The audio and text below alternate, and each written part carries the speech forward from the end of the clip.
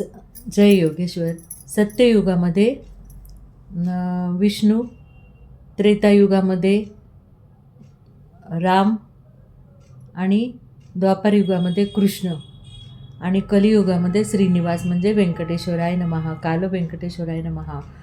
जेव्हा जगाच्या कल्याणासाठी सगळ्या ऋषींनी तप केलं आणि यज्ञ केल्याने आता यज्ञाचं फलित कोणाला देणार म्हणून विष्णूंची निवड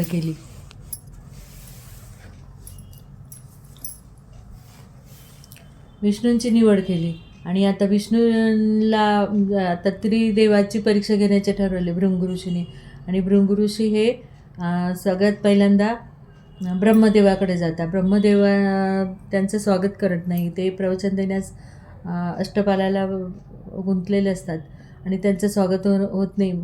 भृंग ऋषींच्या तळपायाला एक तिसरा डोळा असतो आणि म्हणून त्यांना खूप अहंकार असतो.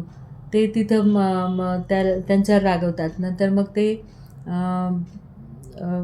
शिवशंकराकडे जातात. शिवशंकर पण शिवपार्वतींचं पण त्यांच्याकडे लक्ष नसतं आणि त्यांचं स्वागत होत नाही आणि म्हणून मग ते तिथून पण परत येतात आणि नंतर विष्णूकडे जातात. तर विष्णू पण लक्ष्मी त्यांचे पाय चिपत असते आणि ते त्यांच्या ह्याच्यात मग्न असतात. तेव्हा त्यांचं